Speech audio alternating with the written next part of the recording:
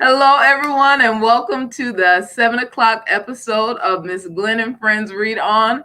I'm excited that you all have joined us again. Kaylee, I see that you're already here. And to those who may be catching the replay of this, thank you so much for joining us. As you all can see, we have a returning special guest tonight, Miss Waymeyer. So I'm excited for her to share another, what I know is going to be amazing book tonight. And I'm going to go ahead and turn it over to her.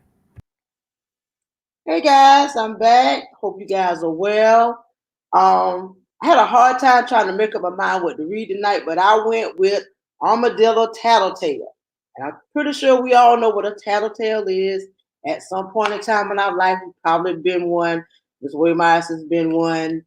My grandmother hated it, but I thought it was cool.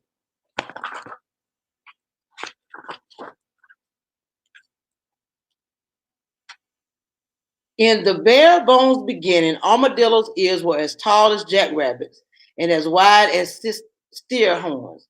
With such wonderful ears, armadillos could hear anything and everything, and he loved nothing better than eavesdropping on other animals and telling tales about what he heard.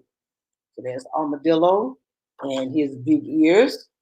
Sorry, y'all, can get screen is backwards for me.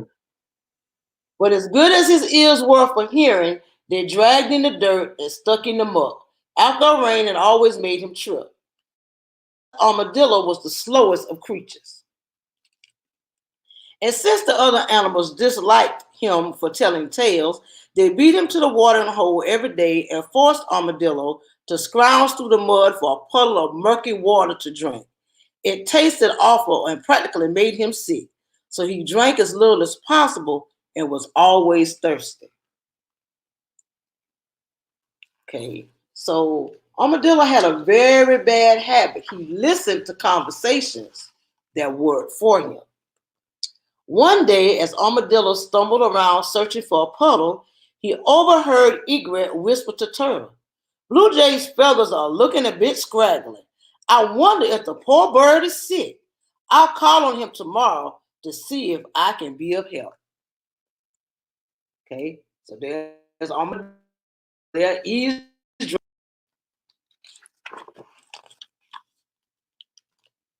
But Armadillo went to Blue Jay first, twitching his little tail as he spoke.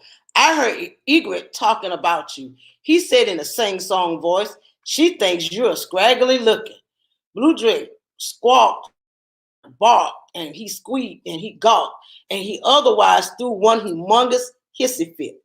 So Blue Jay is having a fit because Egret talked about him. Now, I want you to think about something. Did Armadillo really tell that the way that it happened?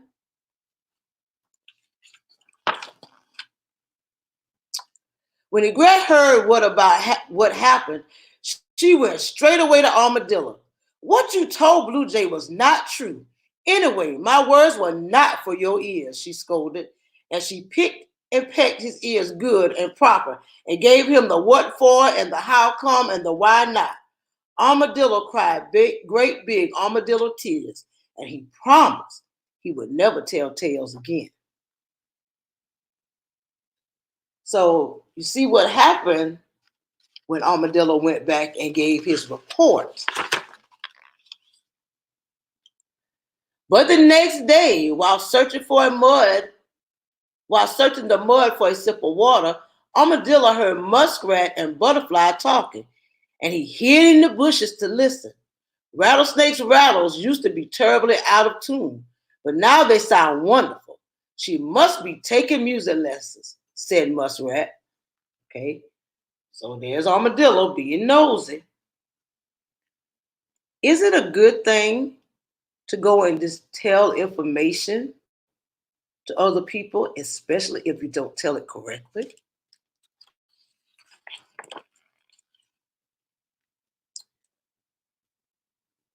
Armadillo tripped over to where Rattlesnake lay warming herself in the sun.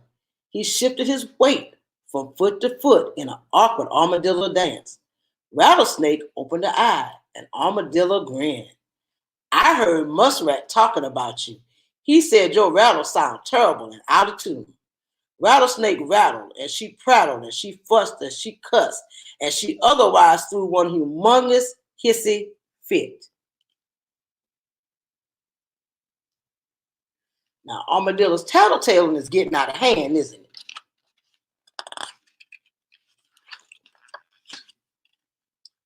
When Muskrat heard what had happened, he scurried to Armadillo. You twisted my words into something I did not say, he shrieked. Besides, my words were not for your ears. And he whacked his tail at Armadillo and gave him that what for and the how come and the why not. So he's fussing him out. Armadillo cried buckets of tears and he promised never to tell tales again. Now, didn't Armadillo already promise not to tell tales again? Is it good to break your promise?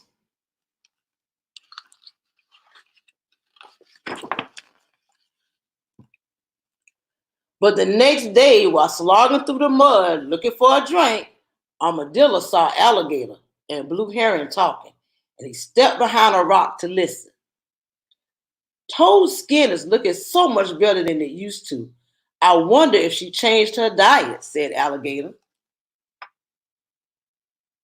And you see Armadillo's ears back there. There he is, eavesdropping again.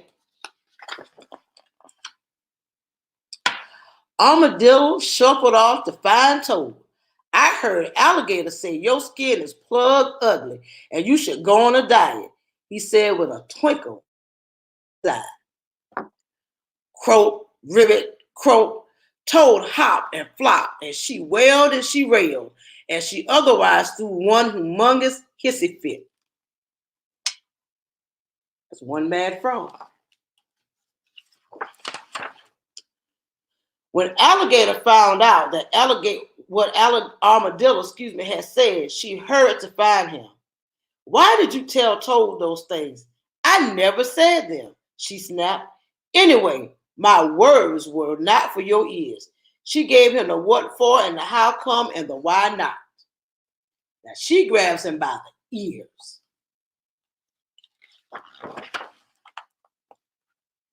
And now, she said, I'll fix your ears so you won't be snooping and telling tales again. And she opened her mouth and she garnished and she clashed her big, strong alligator teeth.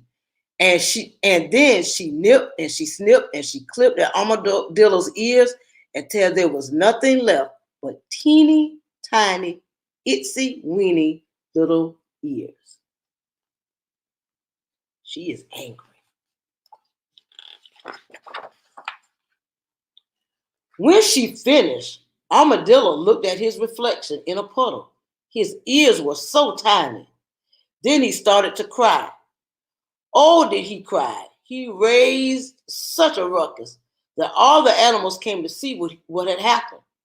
When they saw his ears, his new teeny tiny, itsy weeny little ears, they stared and they gawked and they whispered. Armadillo stopped crying. What? He asked. What are you whispering? Everyone gaped at Armadillo because for the first time, he hadn't quite heard. It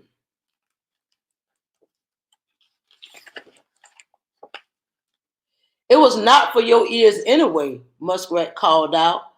Armadillo's face turned red. I did not hear the whispers, but I heard that, he said, chasing after Muskrat. In seconds, Armadillo caught him. Did you see how fast Armadillo ran? Muskrat shouted. He didn't trip at all, added Blue Jay. Why, he's so fast now, we'll never be able to keep him away from the fresh water, said Rattlesnake. Who remembers why Armadillo wasn't able to beat everybody to the watering hole?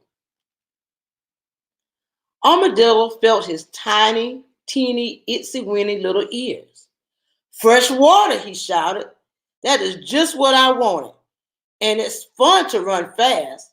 Then he danced and he raced in circles and zigzags all the way to the watering hole, where he drank as much fresh, clear water as he wanted.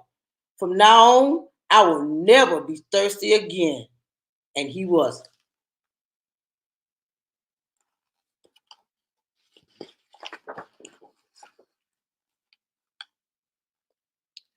He also stopped telling tales for even though he could hear with his tiny teeny itsy weeny little ears, he couldn't overhear the other animals' conversation.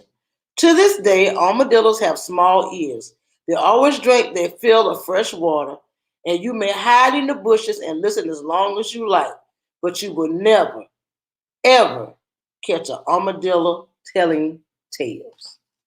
The end. And what I want you to take from this book is that there are times where you need to share information, but you need to make sure that you share the information correctly. And it's never good to go around telling half truths because that's what he did. He told part of the truth or his version of the truth. Because as you can see, it caused a lot of folks in the story to be upset with each other for things that really didn't happen. Be careful when you're dealing with your friends. Make sure that you don't start unnecessary trouble by being an armadillo tattletale. That's awesome. I love that book. That's one I'll definitely have to add to the collection, and an amazing book with such a powerful lesson that can be shared with students throughout the year, and just with families even. So often um we'll hear something maybe we're not supposed to hear, or sometimes we're intentionally listening in, like the armadillo was. And as you said, we'll go back and not tell the full story, but just like the armadillo, we'll tell a piece of the story, and it causes unnecessary trouble. So definitely some great lessons that we can learn from there. So I'd like all of my students think about the theme. What's the life lesson we can take away from that story? You can either comment here on this live, or you can share it with me in Seesaw. But I'd love to hear just your feedback. What's a life lesson we can take away from that story? That's awesome. And not just my students, but anyone who's joining us tonight. Um, but thank you so much, Ms. Woodmyers, again for coming on to read and sharing. I'm not sure if you had the chance to tune in when Ms. Chenards did her reading, but she read a book from the same author as your last book. And so I love that series. Okay. And I shared the author with someone. I forgot. I texted it to someone, and I was just telling them to check out all of the books in that series, which is another great series, great life lessons. I think it would be great for not only classroom teachers, but also school counselors, because there's so many lessons about relationships and just dealing with others in those books. But anyway, I could talk on and on and on. But thank you so much for reading. To those who joined, Kaylee, I saw that you were there. Theme there, definitely. Always tell the truth. I love that. Definitely. Thank you to everyone who's joined. And those who may be watching the replay, thank you for taking the time to come over and watch this. And I'd like, after you finish reading the book, also think about the theme and how we all can make our lives better. You all have a great night. Thank you once again for joining. And I'll see you all here on my channel tomorrow at 2:30. Have a good night. Good night.